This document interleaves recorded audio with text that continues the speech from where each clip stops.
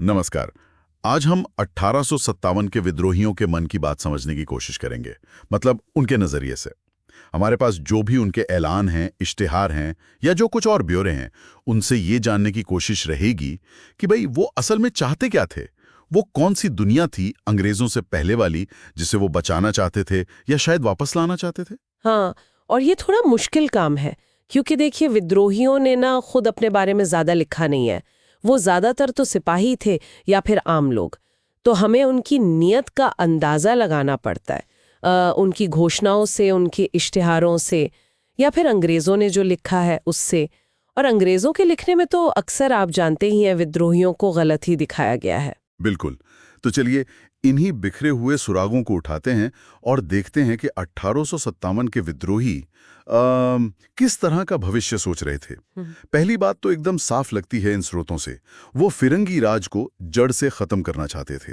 ऐसा लगता है कि हर वो चीज जो अंग्रेजों की थी, अंग्रेजों से जुड़ी थी, उसे वो नकार रहे थे और वो पुरानी दुनिया उसे वापस लाना चाहते थे। जी हाँ, और इस कोशिश में ना एकता का जो विचार था वो बहुत अहम था।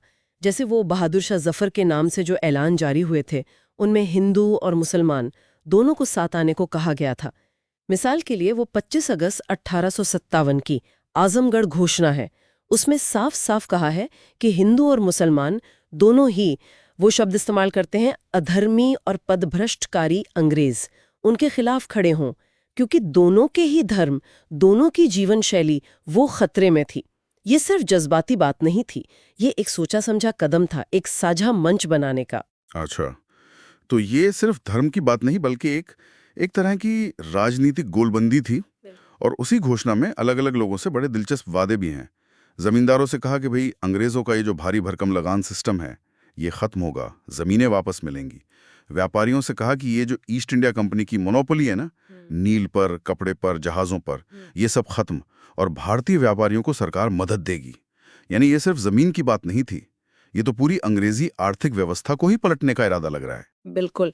अगर हम ऐसे पूरी तस्वीर में देखें तो ये वादे सीधे उन तरीकों पर चोट कर रहे थे जिनसे अंग्रेजी राज ने भारतीय समाज को, अर्थव्यवस्था को उलट पुलट दिया था।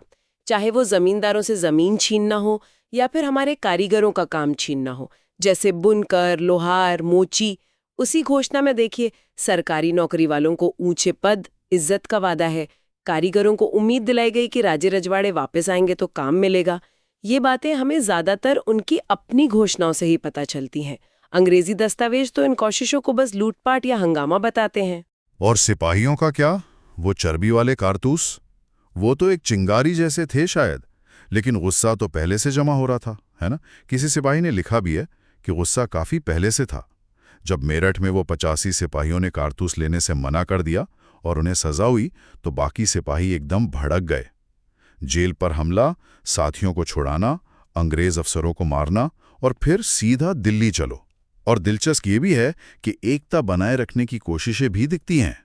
जैसे बरेली में हुआ, जब अंग्रेजों ने 50,000 रुपए खर्च करके हिंदू मुसलमानों को लड़ाना चाहा, पर वो कोशिश नाकाम रही। हाँ, और ये भी देखिए कि जहाँ जहाँ अंग्रेजी हुकूमत गिरी, जैसे दिल्ली, लखनऊ, कानपुर में, वहाँ फौरन एक क्या कहते हैं, एक वैकल्पिक शासन, एक नया इंतजाम खड़ा करने की कोशिश हुई। उन्होंने पुरानी मुगल व्यवस्था का जो ढांचा था ना, उसी के आधार पर अधिकारी रखे, लगान वसूलने का, फौजियों को तनख्वाह देने का इंतजाम किया। हमारे पास विद्रोहियों की तरफ से इसके कामकाज के बहुत ज्यादा ब्यौरे तो नहीं है, पर एक ढांचा बनाने की कोशिश तो साफ दिखती है। मतलब ये सिर्फ तोड़ फोड़ या गुस्सा नहीं था, ये एक नई या कहिए पुरानी व्यवस्था बनाने की भी कोशिश थी। और ये लड़ाई भी कोई छोटी मोटी नहीं थी। खासकर अवध में तो 1858 की शुरुआत तक संघर्ष चलता रहा, काफी लंबा खींचा। तो क्या ये लंबी लड़ाई, ये नई व्यवस्था बनाने की कोशिशें, ये सब दिखाता है कि ये सिर्फ एक अचानक भड़का गुस्सा नहीं था, बल्कि इसके पीछे एक सोची समझी दृष्टि थी, एक अलग दुनिया की चाह थी। हाँ, निचोड़ तो यही लगता है।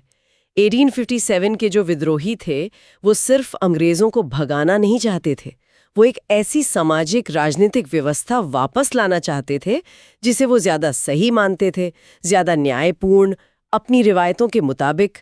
और इस पूरी कोशिश में उन्होंने धर्म और जाति की दीवारों को तोड़ने की कोशिश की, एक साझा पहचान बनाने पर जोर दिया। ये अपने आप में उस वक्त के हिसाब से बहुत बड़ी बात थी। इन सब बातों को सुनकर एक सवाल फिर भी मन में रह जाता है।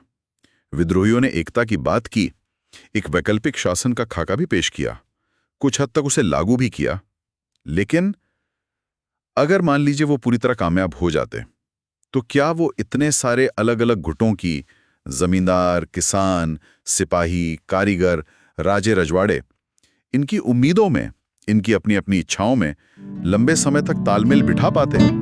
क्या वो एकता सच में टिक पाती? ये सोचने वाली बात है ना?